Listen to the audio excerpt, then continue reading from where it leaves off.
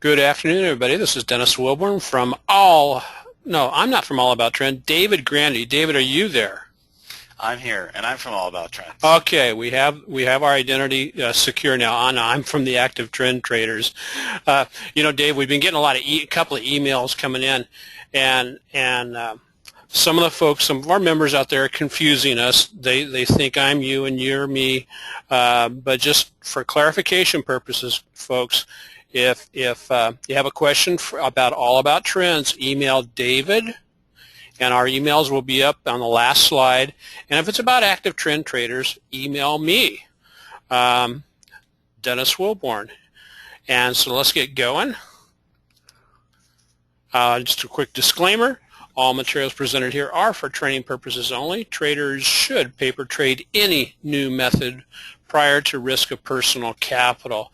David, I want to say I came out and saw you at the Money Show yesterday, and you were fantastic. And you had, what did you have, about 75 people in the crowd? I think so, about that, yeah. Yeah, it was good. It was a lot of fun. I really enjoyed it because, we were just talking about how to make money in stocks. So, And I love, and we always keep talking back to that we love to talk about trading stocks and showing people, when to get in, when to get out, based on what the charts are doing. And we love it when, people follow what we're trading and they get in and get out at the same time we have been getting up, and they're making some money.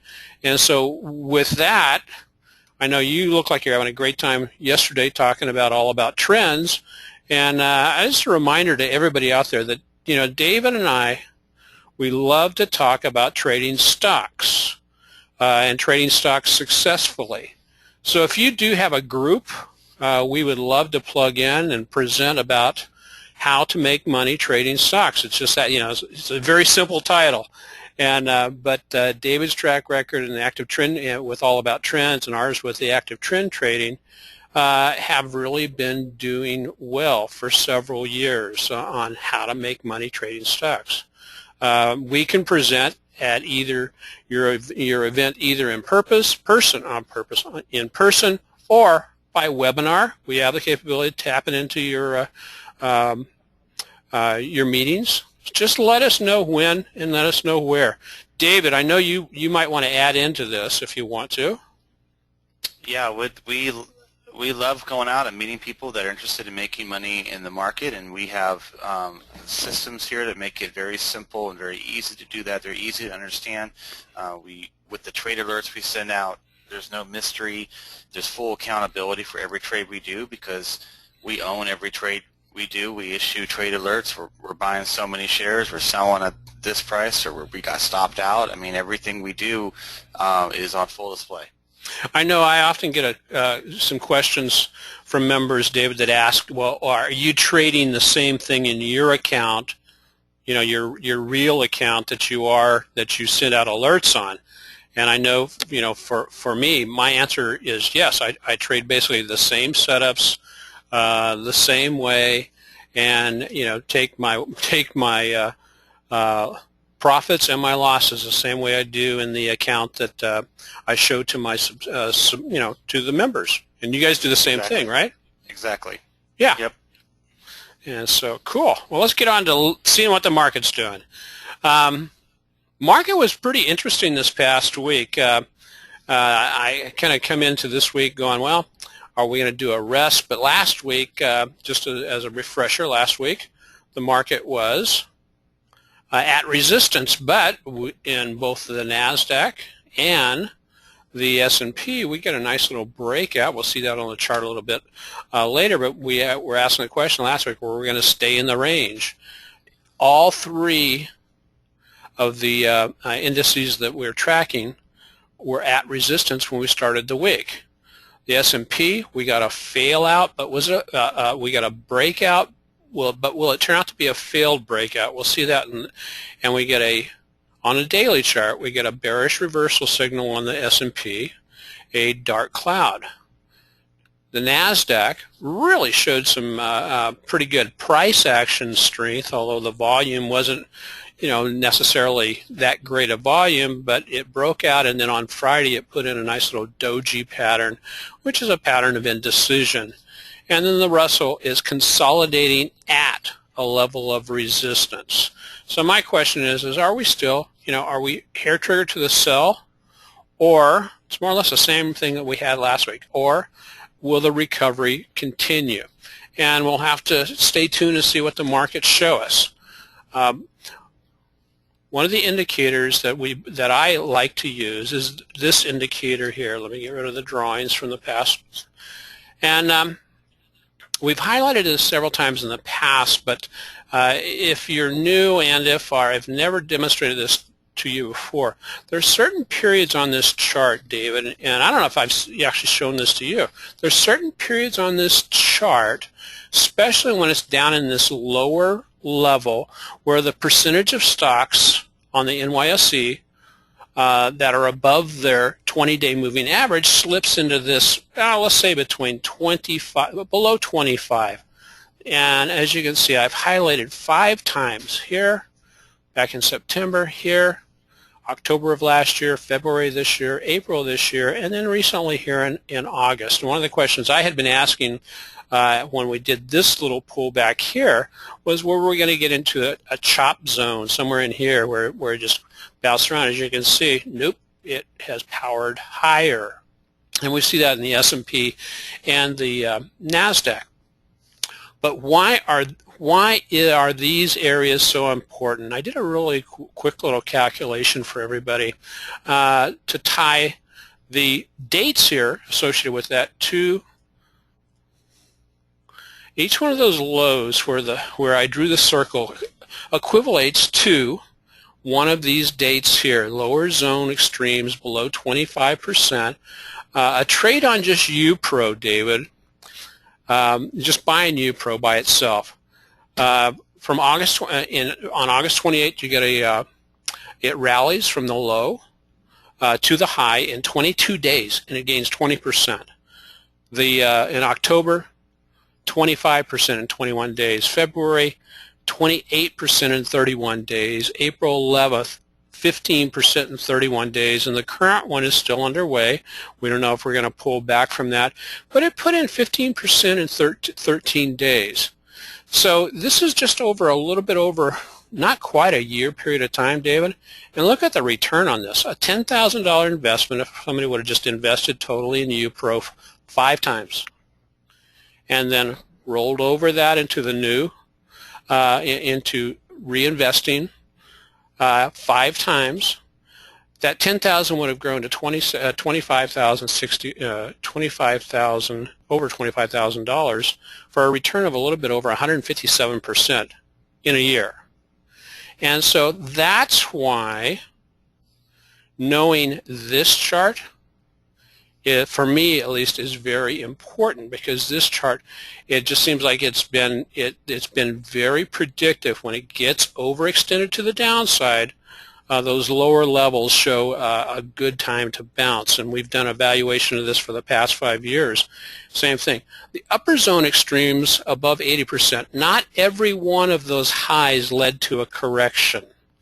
And for everybody, I've included in this week's presentation, this is a real quick little chart, and this is UPRO, and each of the lower arrows, like you see here, coincides to those dates when that percentage of stock over the 20-day day moving average was at below 25, and each of the arrows up here on the top correspond to when it was over 80, and as you can see, a couple of them actually led eventually to a little bit of a pullback. But one thing I want you to note is not everyone led to a significant correction on the upper level. But on the lower level, everyone led to a really nice upside move, a rally. David, that's kind of impressive, huh? That's outstanding. That's really great. I was always wondering about that, if that corresponded, and I'm glad you did the work on that to show us that, because that makes it pretty clear.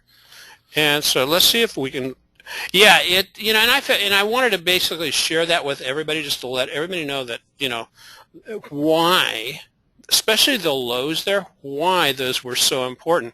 And we watched when it gets into the high level, because oftentimes that's where the market starts to, the momentum seems like it starts to temper, and it makes sense, because if you have 20%, if you have 80% or more of the stocks in the NYSE above the 20-day moving average, that means they're showing a lot of strength. But let's take a look at the S&P. Yeah, I provided that for you just for your benefit. Okay, David? I appreciate it. Thank you so much. Okay, here we go. We got the S&P. S&P is at a resistance level of about 1991. It made it as just about 1995 and reversed. This is a candlestick pattern I was telling you about. This is a dark cloud cover because it came down over halfway of this long candle. That typically is considered, well, it is considered a bearish reversal signal. But one thing with candlesticks, you have to remember that they may tell you where you are likely to get a reversal signal or reversal. It does not tell you how far it's likely to fall. And so if we do get a slight rollover going into this week, where's it likely to fall? You've got the 8-day moving up, you've got the 50-day moving up, and you've got the 20-day all turning up. So any of those areas there would be potential good bounce areas. And plus you've got a really nice support level about 1960. On the weekly chart, we see the push-up. This is, it's a fairly strong-looking pattern. It looks like it wants to continue rallying after a pullback. Of course, we could go into one of those patterns where this is the high and it rotates all the way back down to the low. But both the S&P and the NDX, and I'll remind everybody, we switched the DX rather than the NASDAQ composite because the NDX, the Qs emulate the NDX, and so we thought providing a chart of this would be much more advantageous for us than just the regular comp. As we can see, we get a breakout above the 39.97 level this past week. And if you remember, at the end of last week, I was showing this hanging man type pattern here, and that's typically also a bearish reversal signal. However, as soon as we bounced above on Monday and did not come back below, this candlestick pattern is now voided. It no longer has any type of implication in our analysis. However, the little doji candle we put in on Friday, where basically the index pushed higher, pushed lower, and then finished just about even for the day, does have some indication, especially when we start getting a series of these, because that may foretell either doing one of two things. We have indecision at this particular level. That could say, okay, any type of angst out there in the world and the world stage may push things lower, or it could reverse and go higher if we just hang on. We will see what takes place. And then the Russell. The Russell, I mean, I hate to say this, but the poor Russell has been the red-headed stepchild of all the indices for just about since back in late June or first part of July as it's pulled back.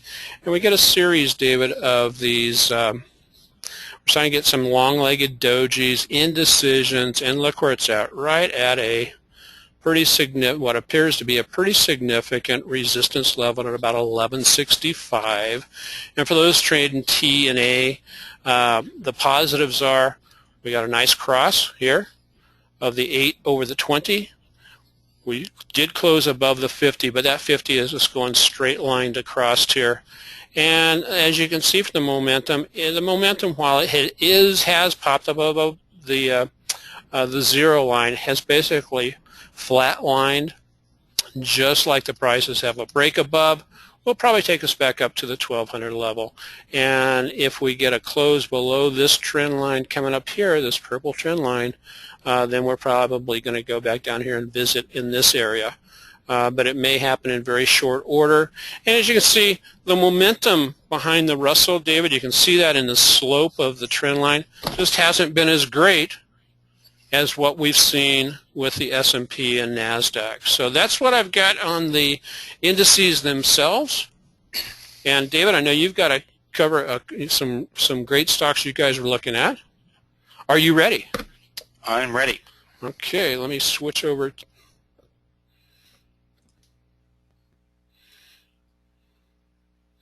And you're on. Okay, yeah, and I agree with you, Dennis. The Russell, it's kind of a dicey one. On one hand, you look at it and it's a classic short sell setup. It broke support and it's pulled back off of its lows into an area of resistance, and a break below that line that downtrend line you were showing, or uptrend line, I guess, would trigger a short sell if that was a stock. However, the other indexes, the NASDAQ and the S&P, are breaking in new highs. So, I guess what I'd like to see for those of us that may be in the long camp would be for the Russell to pull back here a little bit in a very orderly manner, and then move higher, because it's been on a nice run, as have the indexes, and it'd be nice for all the indexes to just consolidate gains here a little bit, because we've made quite a big move in a short period of time. And last week is one of the reasons why we opted to do these webinars recording only and resume the live recordings after Labor Day, because it was just a typical week where there wasn't a whole lot of action, there wasn't a whole lot of volume, and it was just a little drift up on the indexes pretty much, and which is very typical for late August, and this week especially, as we approach the Labor Day holiday, is probably going to be more of the same. I expect the indexes to kind of just drift around here, and probably with a little bit of an upward bias, and then we'll see what happens come Labor Day, when the true, I think you coined it best, the true personality of the market will come back after Labor Day. So so I'm not really expecting a whole lot this week, but like I said, I'd love to see some consolidation here, because it would complete some really good setups that are getting close to being completed. Last week we talked about how for the first time in months we had started to see some short sell setups, and we said, well, is it time to go short, with a question mark. We weren't saying, hey, it's time to go out and short the market, but we were saying, hey, at least we're now starting to see some patterns, which tells us that we could be headed down, because if we weren't, we wouldn't be seeing these patterns. But these patterns have just kind of drifted as well as the markets have drifted this week. So we're still kind of in no man's land. But the difference between this week and last week is we're starting to see some more long side setups now too. So we've got some long side setups, we've got short side setups, and it's just a reminder that it's a market of stocks, not a stock market, and we trade what we see, not what we think, hear, or fear, and all that matters to us is what's happening on the charts of stocks. And we've got stuff for folks that like to short, and we've got stuff for folks that like to go long. And like I said, I think we've got one more week of just kind of just drifting, if you want to call it that, before the market returns to its full volume, I guess. So just a reminder about our trading plan: we don't chase stocks, we let them come to us. We buy support, we sell resistance, and we short resistance and cover at support, and we're just trading what we see. And so far in the month of August, we've earned over $4,100 in profits from trades we featured in our newsletter. Our newsletter, like Dennis's, it's unique to most other newsletters because we own every trade we do. We don't just write about a stock, and if the trade hits, we say, hey, look at that great gain, and if it doesn't hit, well, we never mention it again. No, we own every single trade we do. We put out a watch list, and when a stock on our watch list triggers a trade, we send you a trade alert so you can take the trade with us if you want, or just follow along with us via paper money, and we post every single result, win or lose. So that's what makes us unique, and that's what holds us accountable too. And so we really We really like it, and we enjoy helping people make money. And that's one way. It's one thing to tell people what to do. It's another thing to do it with them, and that's what we do. So in the market, 3 things you need to know: uptrends and how to trade them, downtrends and how to trade them, changes in trends and how to trade them. We talked a lot about downtrend patterns last week because at the time of the webinar recording, that's when we were seeing mostly downtrends. This week we're going to talk about both uptrends and downtrends because we have both those patterns showing themselves to us this week. So with uptrends, really the only pattern you need to know are pullback off highs. The stocks are in clearly defined uptrends above the 50-day moving average, and they're making a low volume, orderly pullback towards areas of support. And VIPS is a great example of that. Here we have a stock in a clearly defined uptrend as shown by the green trend lines above the 50-day moving average for the most part. And all these little pink lines are orderly pullbacks that the stock has made to areas of support. In this case, it never really made it all the way down to the 50-day or the trend channel support because it's such a strong stock, but it made it to all these different lateral support levels from prior highs. Okay, so, and here it is again pulling back towards an area of lateral support, and this time, unlike most of the other times, there's also support at the 50-day moving average and the green trend channel support line. So you've got 3 levels of potential support here, which makes this a really strong pattern. And for us to take a trade on this to the long side, we would need to see a break above the pink line, and that would trigger our trade alert. So there was a trade here, which we actually did. We actually did this one. So here we are setting up again. So this is on the watch list in our newsletter right now currently, and we just again would love to see another week, this next week, just some more consolidation so it can complete this pullback to these multiple areas of support. That would really make this pattern stronger. But with it being such a strong stock, and it has pulled back for the past couple weeks, if it were to go before then, we might just take the trade. So it's definitely what we call in the zone, ready for us to take advantage of it. YY, another Chinese stock, very similar, uptrend above the 50-day moving average, trading in a nice trend channel, and it's pulling back. Again, it has a little bit more work to do to complete this pullback, but it's definitely on our list. Tesla, we've been talking about Tesla pretty much every week, I think, since we've been doing these webinars. And we had a really nice trade where our subscribers locked in a 17% gain in Tesla earlier this month. And guess what?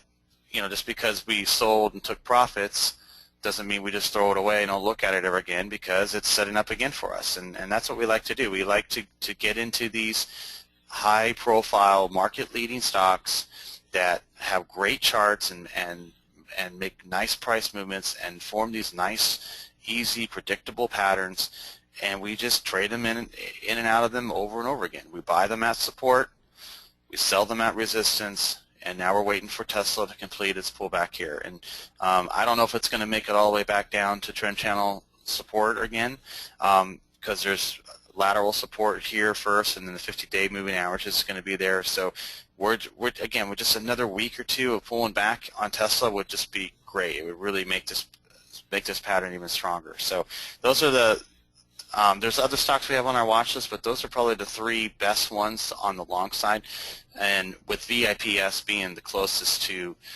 initiating a trade for us.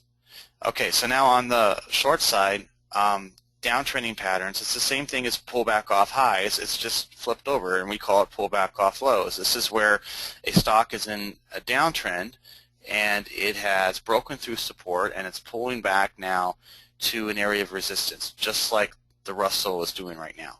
And these mini uptrends create a short sell opportunity. So let's go through just a kind of the perfect example here. Jazz Pharmaceuticals broke support, and then it formed this bearish wedge where it rallied up into areas of resistance at the 50-day moving average as well as lateral resistance, and then it broke through the bottom pink line, and that's where we initiate our short sell trade.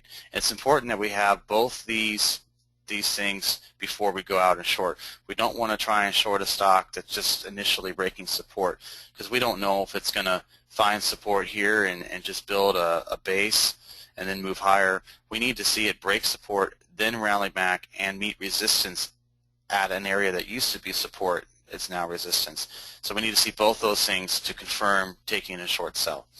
So that's the ideal trade, and we have Caterpillar here, which is on the Dow, and it broke through support and has rallied back to resistance. Now it did a nice job clearing resistance at the 50-day as well as this lateral resistance, but then it ran into some trouble here and kind of had a negative reversal on Friday. So we'll see if that ends up following through to the downside next week. But for us to take the trade here, we need to see a decisive break of this pink line to the downside. Notice how the stochastics, which is a secondary indicator we use, they're short-term overbought. We like to see that combination, the short sell pattern being close to triggering a trade with the stochastics overbought.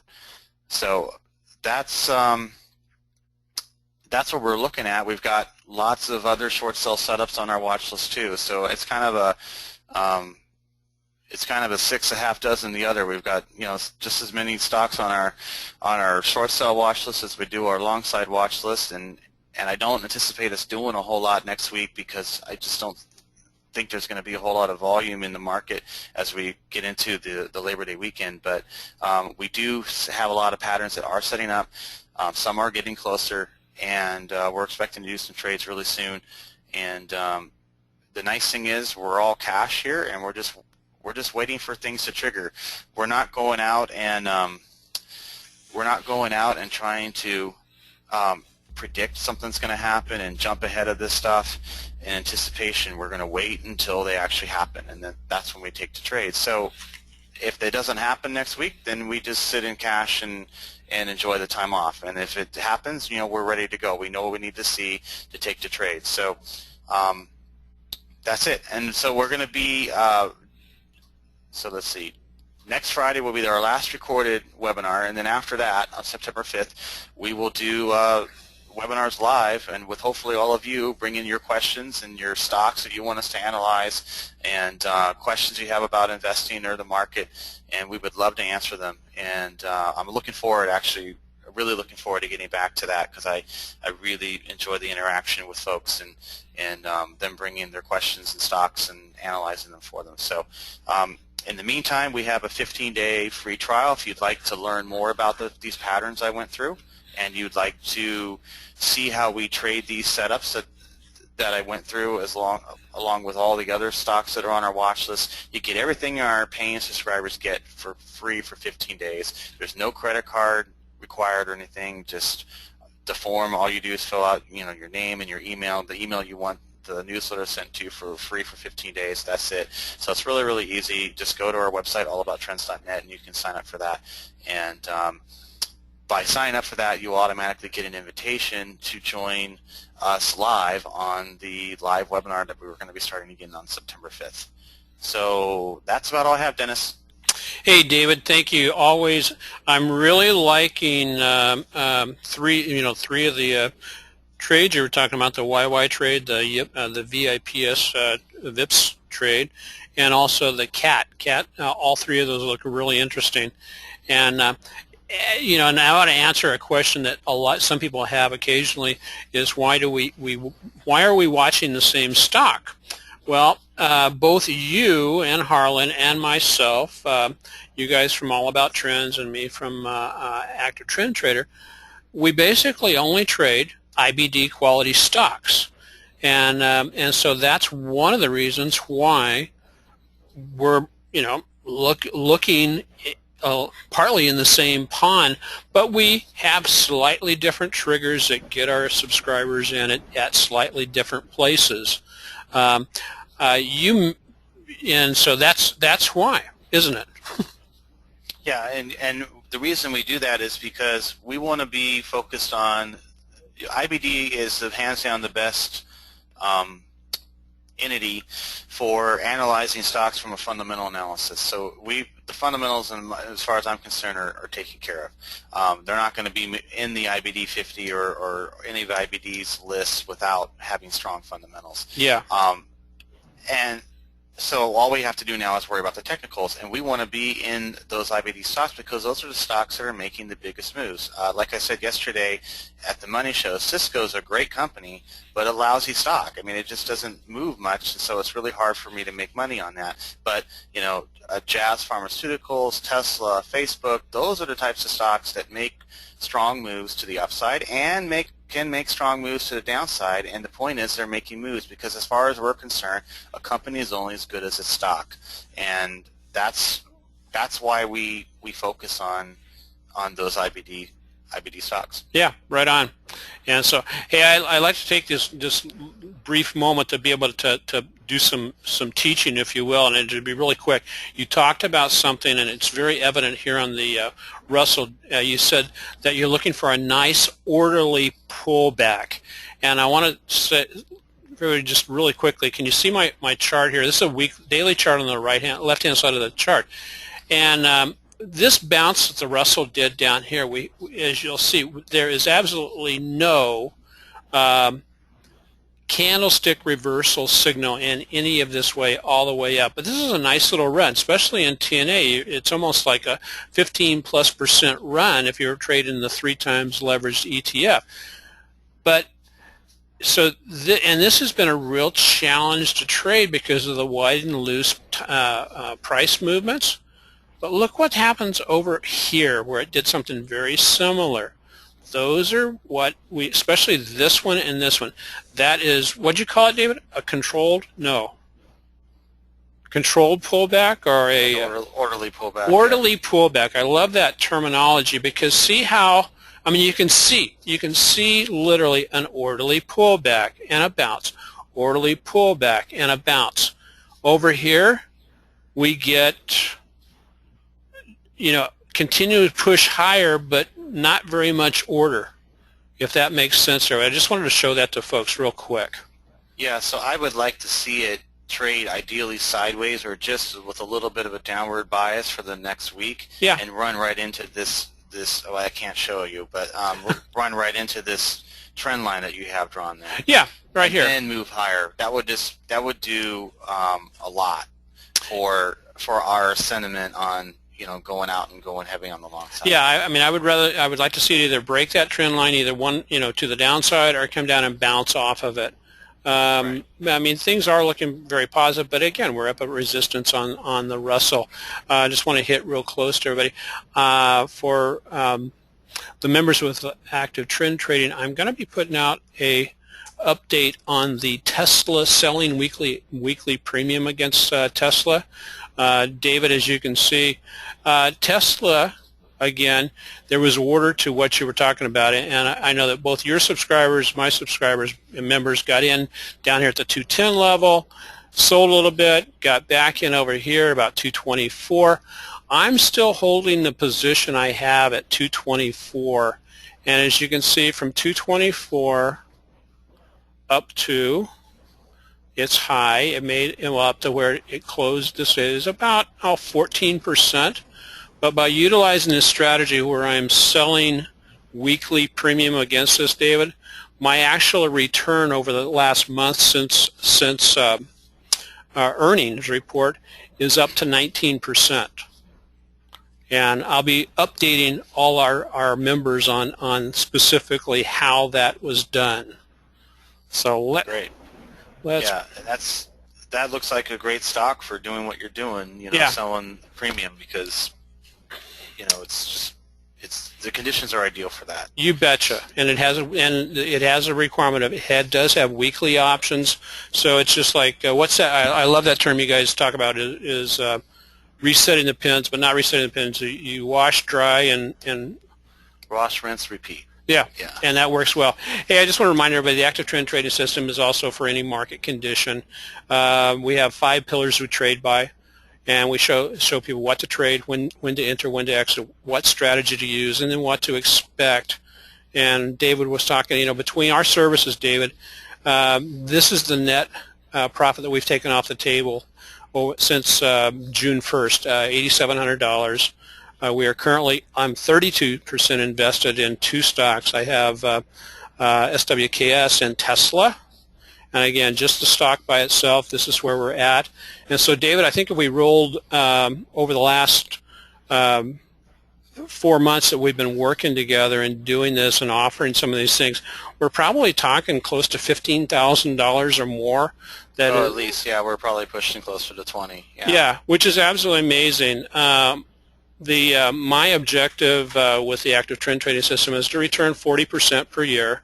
The IRA account hit 39.8% this past week.